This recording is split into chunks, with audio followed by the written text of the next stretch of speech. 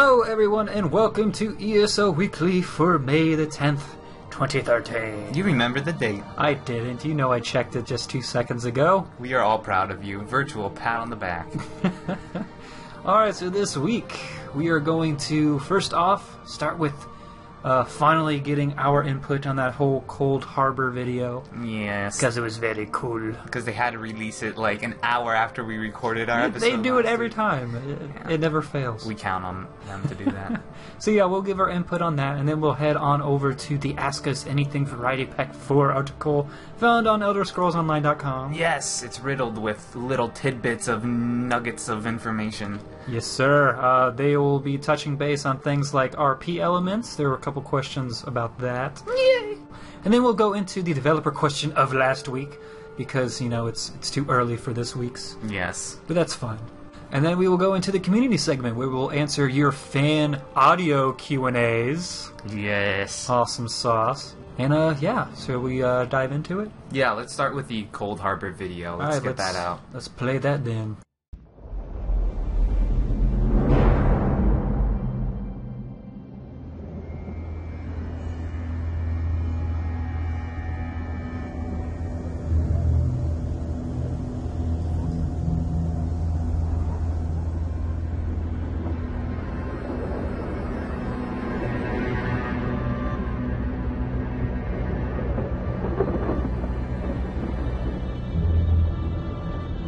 As in all the games in the Elder Scrolls series, in Elder Scrolls Online, there's a cosmic threat to Tamriel.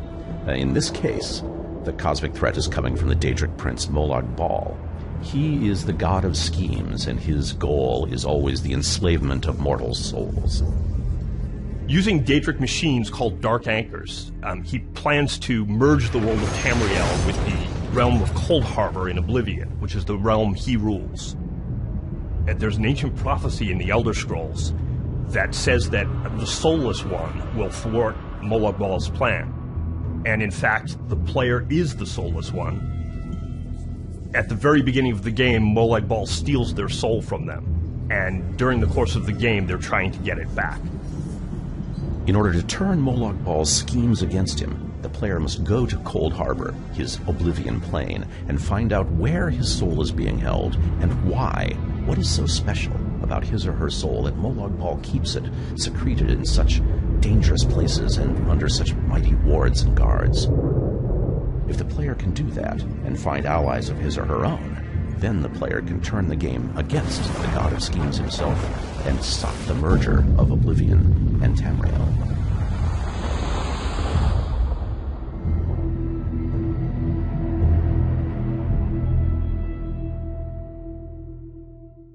Lawrence, we want to extend an official invitation. God. If you want to come to the Shoddycast, just say some words. Could be any words. It doesn't matter. Let's have him read, like, a lore video for us instead of you. He could read the phone book to me. I'd be fine with that. Just read to me. Oh, man. Mr. Schick.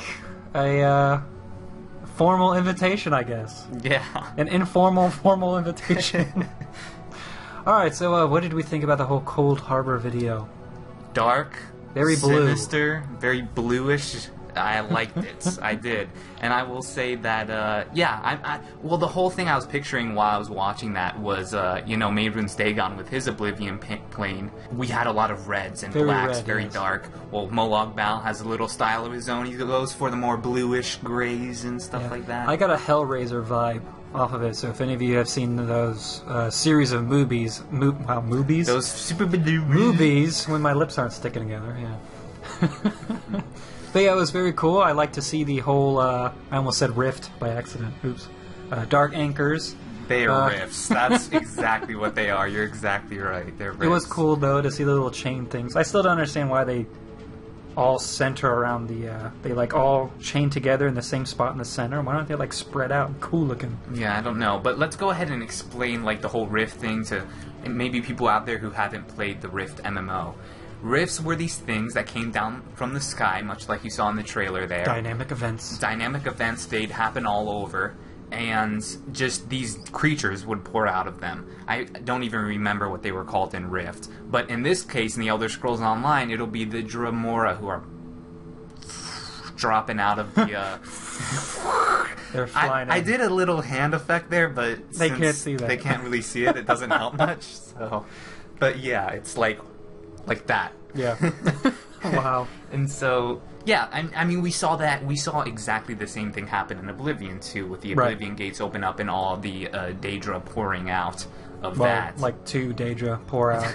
Yeah. Yeah. This will be at a much more grander scale, so that'll be cool to see. It will be on a grander scale. I will say this though. The thing I didn't like about Rift events, I actually liked the events within themselves. I thought it was cool and it did spice things up a bit, because you never knew when one was going to pop up, above you. There were a lot of them. Almost too many. Frequent. There were too many. It was too frequent of a thing. It just got annoying. Well, if I wanted to get to a place to start questing, I had to go through all these damn rifts, ones that I've already closed 5 minutes ago. Sure. The same exact ones. Yeah. Yeah. It got obnoxious. So hopefully they hold off at least a little bit on these and just make them like an event you actually look forward to seeing.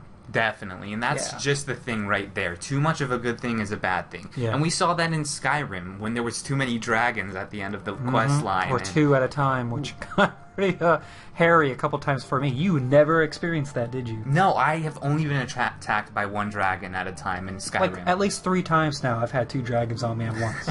Frost dragons. Yeah, it wasn't easy, and I died several times. I guess Alduin's dumber in my game. He doesn't know how to organize and use his forces effectively. But yeah, that's what we think about the whole Rift thing. Now about the whole enslavement of the souls thing, that was very cool to see all those. I'm assuming that they're actually like souls, or at least a representation of a soul, and they're all chained together. Everyone in Molag Bal's realm is bald. Yeah. It's a balding man. Bald. And why do some get hoods? I don't know. What makes them so special that they get headgear? Those are the special souls. But yeah, that's a good point. I didn't even think of that. Do you think that represents? I have no clue. The I don't know. I saw my soul in there. It was pretty cool. He was right in front of the guy with the hood, so I wasn't even special enough to get a hood. I'm not sure if those were that, or... I mean, we know he's the Daedric Prince of enslavement and stuff. He wants to put everyone under his sway. Domination is what he does. And I don't know if he's coming to Tamriel necessarily to steal everyone's soul, or from this video it seems that he wants to steal the souls of... specific ones, individuals, or at least ours. Players. Since we all have our own individual story, and that's all single player instanced. We're basically playing a single player game within an MMO.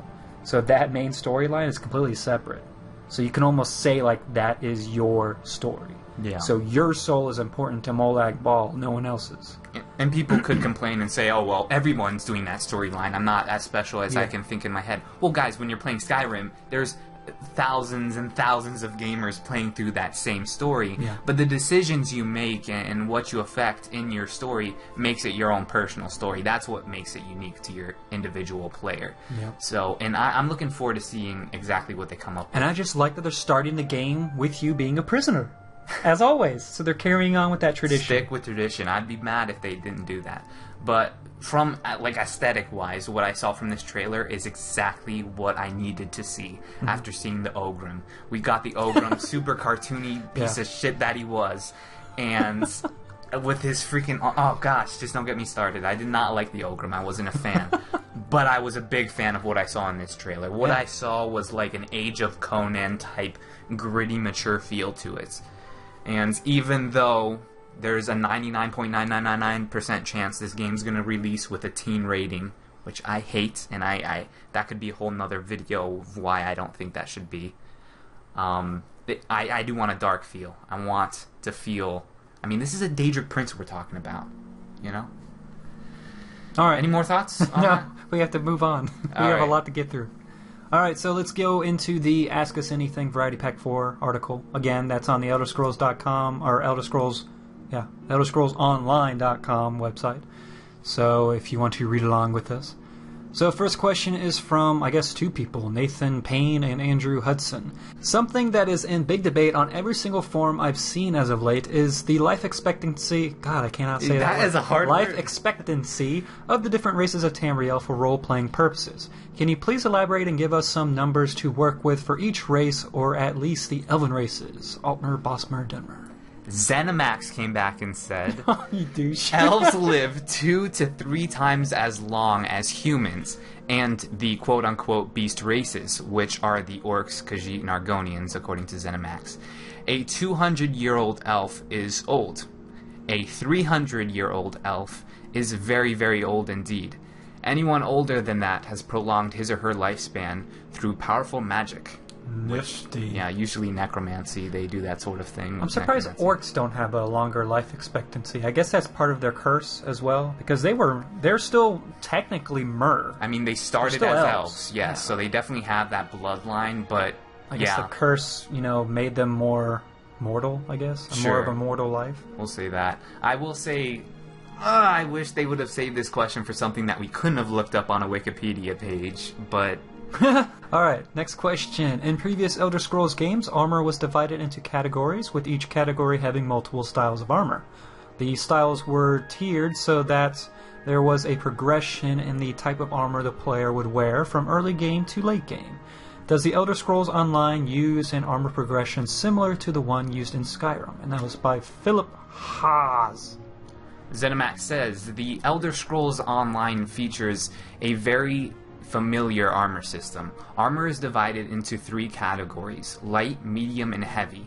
Light armor is generally good for magicka users, or magicka users, as some friends of Joshua would say.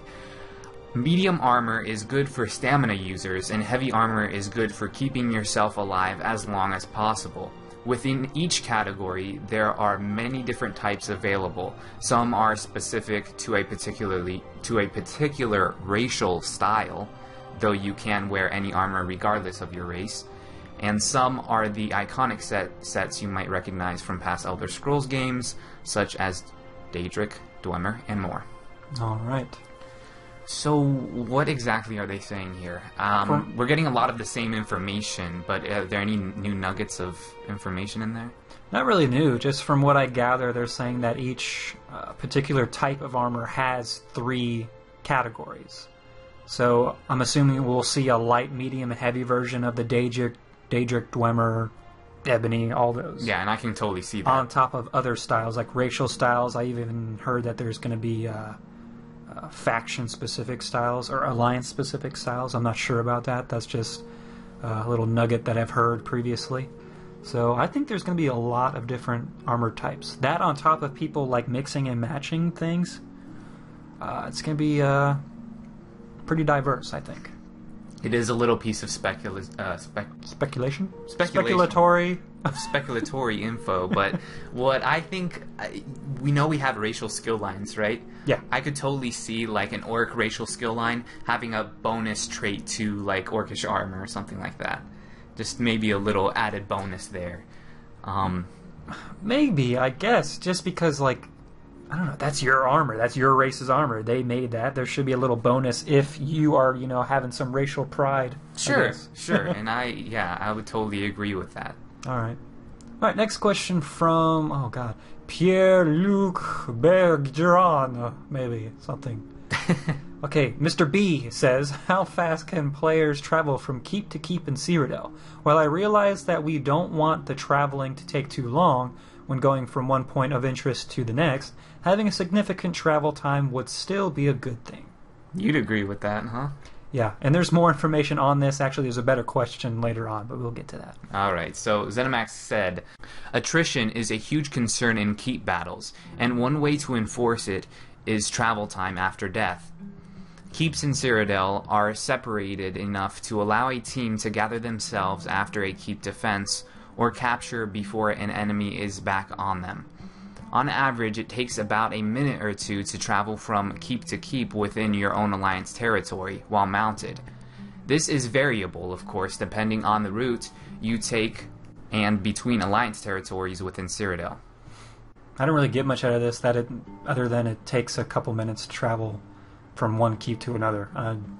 Takes about a minute or 2, so that's about how spread out they are, is about a minute or 2 of running time, I'm guessing. On a mount. At least now we know that you will be able to use mounts in Cyrodiil, so I guess that's a little bit of information there, like confirmed. Next one from Bill Matala. What is the social and legal opinion of slavery in Tamriel during this time period? More RP. Another question that could have been answered with a quick little wiki lookup, but ZeniMax will come back and answer it anyway. It varies by jurisdiction. The clans of the Reach, for example, certainly keep captured enemies as slaves, but they're barbarians. In most civilized realms, slavery is illegal, with the obvious exception being Morrowind. Under the terms of the Ebonheart Pact, the Dark Elves have had to liberate their Argonian slaves. But they still have slaves of other races, the most common of which are Khajiit. Damn you, Dark Elves! Let my people go! Let my people go. Yeah, no, that's great. So look, if you're role-playing as a Khajiit, you have a specific hatred, a dedicated hatred for the Ebonheart Pact. And the damn Dark Elves. And let me tell you, man. But I like the Dark Elves. That's what's funny. From a lore perspective, I guess the Argonian people are some of the most forgiving people in Tamriel. Very much so. Okay, Dark Elves. And then they get slapped in the face because they're eventually going to be enslaved again. Again, yeah, the Dark Elves are a bunch of jerks to the God, Argonians. a bunch of douches. Argonians Why do I even like them? Are good people. Good forgiving race, those Argonians. Or stupid, I don't know. But there you go. There's some extra background on you in slavery. But yeah. Hey, if you want to learn more about slavery and Dark Elf slavery, you should tune in tomorrow for the next installment of the Lore series, where we talk about the Dark Elves. Nice plug there, dude. There you go. Alright, next question. Within being able to pick any armor and weapon he likes, is there a way to guess which abilities and defenses your opponent has in PvP, other than watching his spell effects? And that was by Andrew Anders. ZeniMax comes back to say, even though every player can use any armor type, the choice has a huge influence on playstyle. More so than class even. Ooh, I like that. Light armor will allow you to cast many more spells, but at the expense of protection. While it is certainly possible to use light armor and fight in the front line, it will make you a lot less survivable than someone wearing heavy armor. So if you see an enemy in robes, it is a pretty safe bet he will be throwing spells at you. That said, many different builds are possible, so figuring out what your enemy is capable of is part of the fun in PvP. I'd agree on that. Yeah. People, have asked us about this too in the past, and I've been thinking about it. It's like, it's going to be really hard to tell what someone is going to be throwing at you because anyone can play anything. Exactly, and I like that. I like that a lot, because in WoW, I mean, you knew what you were going to get in a game like World of Warcraft, and pretty much any other MMO for that matter. You scroll your mouse cursor, and I'm not saying every MMO, I'm just saying most MMOs that I've played. You scroll your mouse cursor over an enemy, and it'll tell you their class, and you pretty much know what you're gonna get. Yeah. Most classes in other MMOs will have a particular playstyle. That's just what they do. Sure. And inviting that whole sense of, uncertainty when you're going into a battle does make for a funner PvP experience. For sure. And I mean, like they said, you're going to be able to kind of gauge by what armor they're wearing. So a guy in heavy armor, chances are he's going to be a melee type character. But chances are, you could go up against a heavily armored archer. It's totally possible. So it's going to make for a funner PvP experience. And then depending on what enchantment is like in the game, I mean, you can have heavy armor that is solely for magicka regeneration or something. So you'll still have a battle mage there with a big ass sword, but it's casting big ass firebolts at your ass. That's me. So you have no clue. You really will not know what the person's gonna do until they're on you kicking your ass. So it's going to be very interesting. I have a feeling this whole class system, is going to be that niche that sets this MMO apart. It's going to be so open-ended, and the more we read about that, the more it becomes apparent that it's going to make for some fun. Next question from Hawk. Who names your kid Hawk? Hawk Bulmer. Are we going to encounter Dragonborns in ESO or learn shouts ourselves? God, we've been asked this question a billion times. Gosh. I don't like this question. I don't either. I'm going to say that I cringe whenever I hear this question asked, but I'll go ahead and read what ZeniMax came back and said.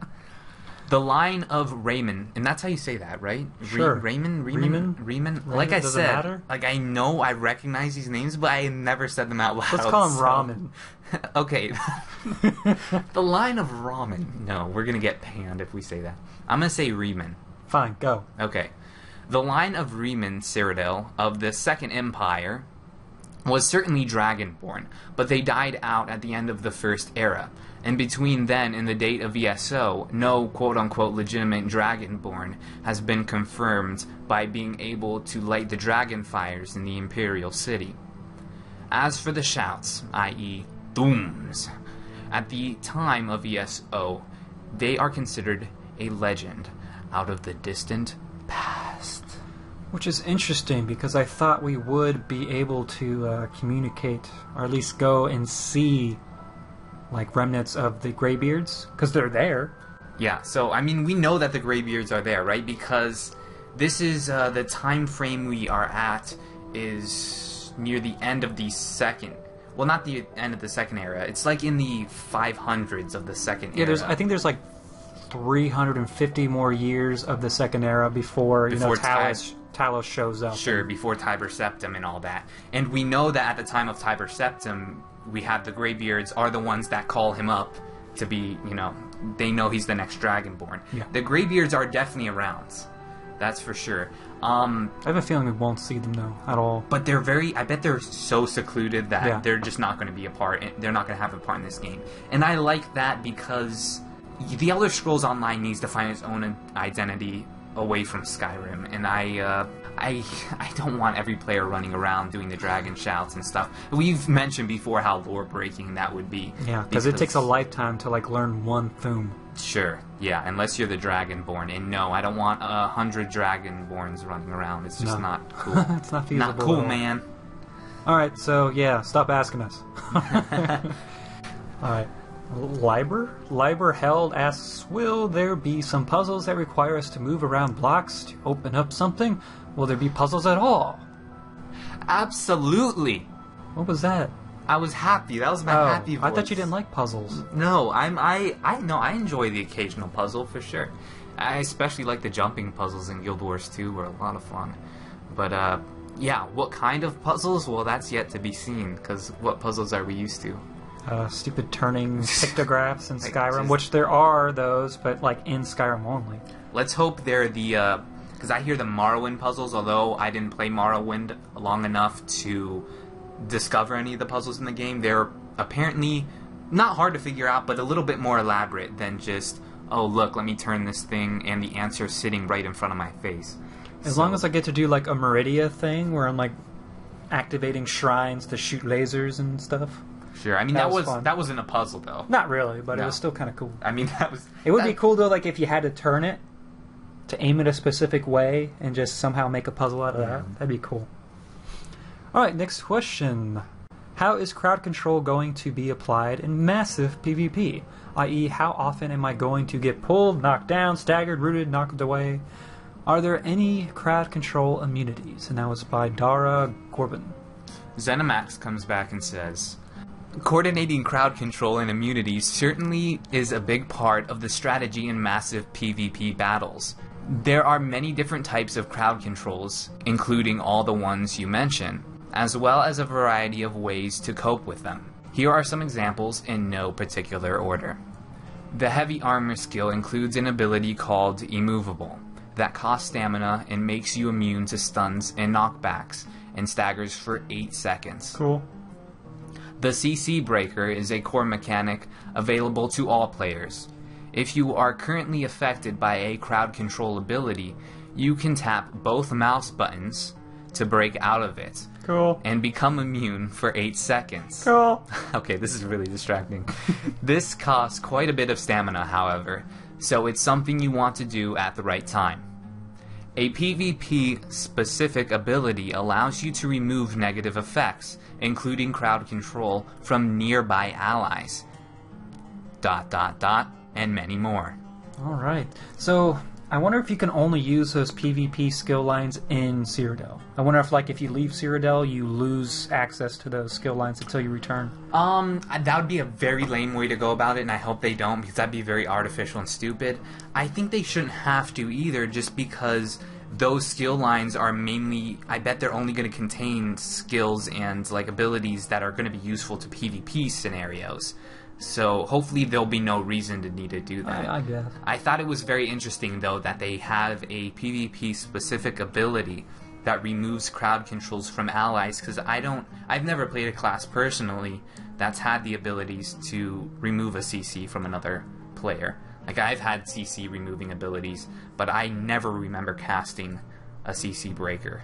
I think I've come across something like that. I want to say, like, maybe a Paladin in WoW. Yeah, it has to be some sort of support character. And I don't usually play, like, strictly support characters, even though I think I will be. I think you're going to maybe go that healing route. Alright, so, But yeah, the rest is information we already knew. Yeah. Right? We knew that any class can break out of his CC, and... It was cool to know how to, though. Yeah, it's by both hitting mouse buttons. Yeah, both mouse buttons, just tapping those. Simultaneously. So that's good to know. Alright, how exactly does the Skillline System work? And that is by Phallus? That's all. That's all you get. That's it. That guy. Zenimax comes back to say, keeps are linked together in a travel network. Listen carefully, children. This is very good Listen information. carefully. And you can travel from keep to keep under certain conditions. If the keep is not flagged as quote-unquote under attack, they quote a lot, by the way, and at least one of the resources is owned by your alliance, you can travel to that keep. It also applies when trying to leave a keep you're currently inside. If the keep you're in is being assaulted or has lost all resource structures around it, you cannot fast travel out of it via the supply line network. I'm assuming that also means you can't travel to it. And that's what I'm assuming too. Yeah. And if that's so, which that's what I'm reading here, I'm reading that resources are not only now important because they're going to help in the defense of your keep, but it also helps you gaining reinforcements from other players. This is really good because that means that if your keep does come under attack, you're either going to have to send people out there to keep one of your resources up and running. Sure. To keep getting reinforcements through the way shrine, or you're just gonna have to hold out in the keep as long as you can and just let those other enemies take your resources. So it's gonna be really hard because really you're gonna want to keep at least one resource. Yeah. Or you're not going to... Reinforcements are going to be a lot harder to get. It's going to take, like, what they said they're a minute apart, these keeps. Yeah. So it's going to take about a minute mount. or two on a mount Yeah. for you to get reinforcements from other players coming to help you out. So this is definitely stressing on the resources around your keep. So if you're an attacking force, go for those resources first. Take out that lumber mill or take out that mine so that they are restricted and they can no longer spawn more people in. And I see people not even staying in the keep. Like maybe one person as a lookout that is making sure no one's coming into the keep. Sure. But everyone else is going to be out there keeping these resources because they're going to have to, because you know the benefits that those resources give you. Not only does it keep your way shrine activated, but like there's the one that rebuilds the walls for you if you keep it. There's the one that feeds the NPC troops that you have that also help defend the keep. Sure. And I forget what the other one was. I don't remember. I want to say the other one was also like helping with gates or something, or yeah, I don't know. I don't recall. But each resource has its reason for being there, and I just really see people not even like concentrating on the keep, defending the keep. They're going to be defending those resources. Yeah. So look at this. Should make you look as your keep as kind of a last line of defense. That's going to be where that's your Alamo, man. You make your final stand at your keep. You're not going to want to just turtle from the beginning. You want to prevent them from taking those strategic points. For sure. And, oh man, I'm getting excited. Like I said, PvP I think is going to be very fun. And I look forward I always to know I'm always like that. shaking when I first start a PvP I'm not familiar with because I'm like all nervous and everything. Oh, isn't that weird? And then once like I know that I'm okay at this, that I'm pretty good, then I relax and then I get even better. That's so nerdy to admit, but it's exactly right. It's just you know, it's exhilarating because it's all new. Gets the blood pumping that PvP. That's why I love PvP. It's always been more engaging for me personally. Yeah. But all right, you last question from Emmanuel M. I'm just going to say M. I'm not even going to try to read that one. All right. Books have always held an important place in the lore of the Elder Scrolls, and those have increased skills. Those that increase skills are my favorite. Will we be able to find these two types of books in ESO? Will there be a sequel to the Lusty Argonian Maid? ZeniMax comes back to say, the current plan is to have both kinds of books in ESO, and plenty of them. We have new lore books by the SCAD. Just means a lot. Oh, that's what that... I've never heard that word before. I'm learning things every day. Oh. And old favorites from past TES games, including both volumes of The Lusty Argonian Maid.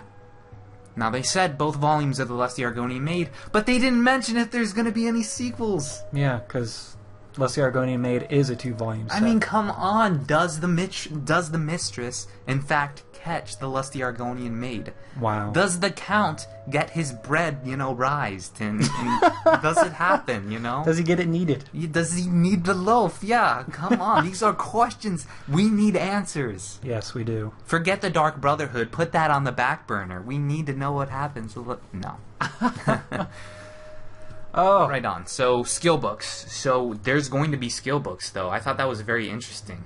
Yeah. So, you're going to be able to level by... well, not really level, but you're going to be able to gain skill points just by reading a book, which I didn't think they were going to do. I thought they were going to cower out on us there. But that's neat. And I think I haven't personally played an MMO with that in there, so... Cool. I'll definitely be joining the Mages Guild for that purpose, because you will be going out there looking for them for the Mages Guild. Let me tell you, if you're going to be a mage like spellcaster character, you should be sprinting to the Mages Guild like the first chance you get, because not only you're going to get the cool Mages skill line for joining the Mages Guild, but you're going to be reading all these books, and it's going to get your skill up so much faster. Hello? There you go. So there you go. There's your slice of Elder Scrolls being applied to an MMO. Yes, all around good feelings for that one. All right, and that's the end of that article. So let's just go ahead and jump into our developer question of last week.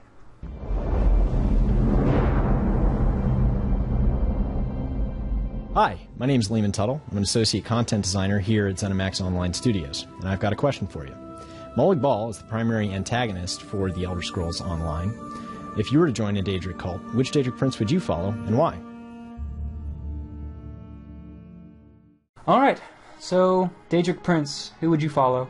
This isn't my favorite Daedric Prince. This is who I have to follow as a cultist, right? Okay. And... Boethia? No, she is terrible to her followers. She lights them on fire, has them kill each other, and then you think, okay, well, my favorite Daedric Prince, I love Lord Sheogorath, but that's a madman, and I don't want to serve a madman. He's, murder! No, I don't want to serve that guy. But he has such a cool suit. Throughout the TES games that I've played, and from my reading, Azura is the Daedric Prince who actually cares what happens to her followers. We're not just her pawns, her little playthings. So, yeah, Azura would be the Daedric Prince I would follow. Okay. And I would live a long life because of it, I think. What about you? I have to take the more male perspective and pick Nocturnal, because she is damn sexy, and I love the Nightingale quest line. I want to be clear here. Kyle is choosing Nocturnal because of boobs. Because she's hot. Boobs. Did you not play that quest line in Skyrim? She is, and I do like her kind of cold reserve. Her voice is kind of creepy though. She has a weird voice. I wouldn't want her whispering in my ear or anything, but yeah, I love the Nightingale quest line. That's why I picked that. She wouldn't. I'll tell you. I'll give you this. She wouldn't be too bad of a Daedric Prince to follow, because she does give you the rewards for following her. Your shadows are your friends and stuff like that. On the downside, you are bound to her in the afterlife. Oh well, I'll be her slave. That's if you want to go all the way and be a Nightingale. Did you just say what I thought you said? Yes. Wow. Okay. Her sex. Oh, okay. All right. So that's our answers, as pathetic as they were. All right. So shall we get into our community segment? Yes, let's hear from you guys. What questions have you chosen? All right, first one is from Aiden Malik, so let's see what he asks. Jeremy Soule has been confirmed to be working with the music producers of Elder Scrolls Online, but we do not know how much influence he has on the final product. How important is music to you in the Elder Scrolls Online? Very, very, very, very, very important. It's one of those things where you don't always notice it when it's there, but when it's missing, it just feels empty to me. Definitely. Even without a if doubt. I'm having a great time with the quest that I'm doing or whatever I'm doing, if there's not that background music to it, it just feels somewhat empty to me. Sure, it's one of our senses. You know, it helps set the mood. Bioshock Infinite, I think, benefited from the way they went about music. The music would actually play to, like, if you did a decapitation or something, it was like this horror sound. It was like, ding, ding, or something like that. And people actually like that a lot. Like, and I'm not going that far with the Elder Scrolls Online or anything, but if I'm going to feel like an epic hero, I can't have some 8-bit music playing. Like, it's got to be this epic score You need playing. a big band, orchestral, beautiful sonata or something going off in my ears. What do we say about the Game of Thrones soundtrack, Kyle?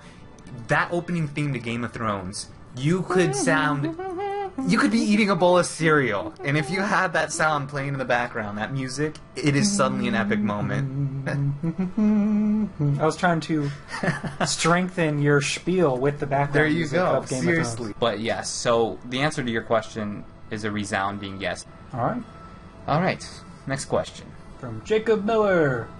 Hey, Shottycast. My question for you guys today is if there is going to be PvP outside of Cyrodiil. Alright, very simple answer for this. No. Alright, moving on. Hello, Shottycast. My name's Rogax, and I'm from near Farms. I'm also Polish, so sorry for my accent. And I've got a question for you guys. How do you think the progression in PvE will be implemented in-game to provide as many gameplay hours as possible?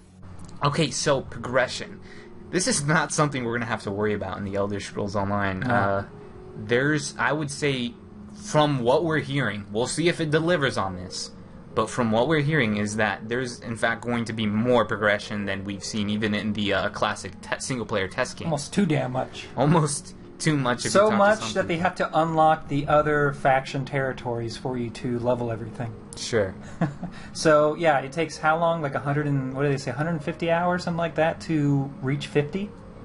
And that's not even enough time to level everything. It's Really? not even close. They say that's like a third of the time it'll take you. Wow. So we're talking hundreds and hundreds of hours just to level all of your skills. So that's going to be crazy. Oh yeah, it's going to be a lot. And, you know, when the game first came out and they said, oh, you know, level 50 is only the beginning. Sure, every MMO developer wants you to think that the level cap is just the beginning.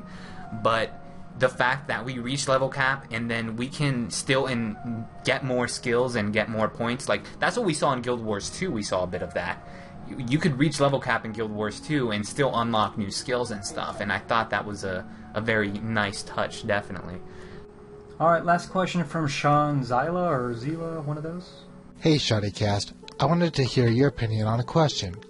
I've read that in ESO we should be able to block with any sword or shield, but as far as I know, we have not been told of any dual sword ability. With that in mind, do you think we will be able to dual wield swords and have some sort of block? Because as we know in Skyrim, if you choose to dual wield swords, you have no block capability. Good news, Sean. You can dual wield.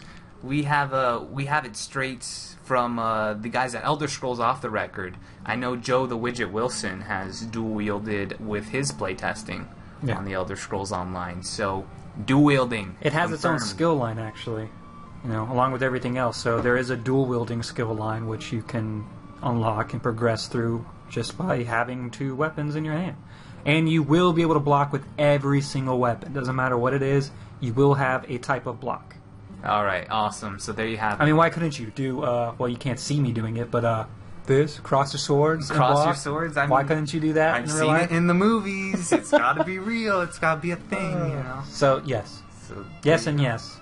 Anyway, if you guys would like to send in your audio questions to possibly be featured on the Shottycast, you can email us. That's askshotty@gmail.com. askshotty@gmail.com. Alrighty. So, shall we close this off by first announcing our lovely, lovely sponsors of the week? Sure, the guys and gals that make this all possible. Alright, first one is from Colton Plasker. Thank Thank you. And then the next one is from Josh Magia, maybe? Josh, I like you. I don't know what it is, but I like you. Yes, and he just wanted to announce his guild. It is Ebony Scroll, and you can go to his website at ebonyscroll.engine, engin.com, and go check out his guild over there. Sure. And again, I've mentioned this before, but if you would like a shout out to a person or shout out your guild or whatever, within the donation there is a little spot there that you can leave a comment. So if you would like something announced like this, like your guild or what have you, just let us know. Alright, so next donation is from Chris Davies. Thank you, sir. Thank you. Another one from Keenan Hodzik. Thank you. And then a nice one from Brian Martin. Thank you, sir. Indeed, thank you. And a very interesting amount from Kyle Adamski. Yeah, but Josh beat Kyle. Josh donated more than Kyle. Shut up. Josh rocks! There's actually a lot of Joshes. No, thank you, Kyle. Thank you, sir. Very nice particular donation from Richard Williams. Dragonborn! I'll never get old of that. Alright, and then, of course, Mr. Sterling Jennings with yet another large donation. Thank you, sir. Talos! Wow, He's that, Talos. That I did get terrible of, or tired of. Wow, I can't talk at all. Wait, what should the Talos sound make? It can't be the same as Dragonborn. Know. We'll have to come up with a jingle for that one. Talos! I was trying to make it sound heavenly, you know? There, good. Talos! Thank you, Sterling Jennings. All right. And a very nice donation from Josh Kane. Thank you, sir. The Joshes are kicking ass! I know. They're kicking ass this week. Where's all the Kyles? Come on, man. And then a last-minute donation from Jack Milson. Thank you, sir. Thank you, Jack. Yeah, you guys have been very generous, especially this past 2 weeks, because we are trying to make it to our donation goal. We are very close. Really close, aren't we? Our goal is some of the most professional grade broadcasting mics. I mean, this is the stuff. They're like the mic to get. It's the one that most radio stations use. Total Biscuit uses it and praises Total about Biscuit? it. Yeah. Oh my gosh, I'm gonna have the same mic as Total Biscuit. Studio quality audio gear. Yeah, I'm very excited for this for multiple reasons. First one being for the Lore series, because as well as my USB mic has been serving me, I'm still getting that poppity pop pop pop whenever I say my P's. Like that! Wow. And it's incredibly annoying. Wow. But these mics are going to completely eliminate that, as well as right now at the moment when we do the ESO Weekly recordings, we do it on one mic in Kyle's bedroom, but with the what are these mics? What are we calling them? What's the brand? They are Electro Voice RE20s. Okay, and we'll put a picture of those up for you so you can drool over them like we've been drooling over them. I don't know why. They're really ugly mics, but they're very ugly. Very good mics. Yeah, but yeah, that's our goal. Yeah, they're expensive. Yeah, we'll be able to actually record using two separate mics on one computer, which we haven't done in the past. Very nifty. We'll have our own separate, which will be very cool, because we've been here just spitting saliva. Yeah, now we don't have to be you know? like a foot away from each other with our faces pressed against each other while we're doing this. Yeah, it's been very awkward, but, you know, whatever. Let's just... All right. If you would like to become a sponsor of the Shoddycast, just head over to our website and well, I guess I should tell you what the website is, shoddycast.com, if you don't know by now. Head to our website, and below the weekly polls, you will see a donate button that you can then click on and donate any amount you would like. If you would like some kind of personalized message, be it a guild you'd like to announce or something like that, leave that in the comment thing, the little box that they let you fill in. And yeah, any amount we greatly appreciate. Yes. We're close, people. We're close. The next time, I have no doubt, I think the next time you hear us outside of the lore video, it's going to be with our fancy new mics. We'll see if you can tell the... You better be able to tell the difference. I'll be really pissed. I hear absolutely no difference.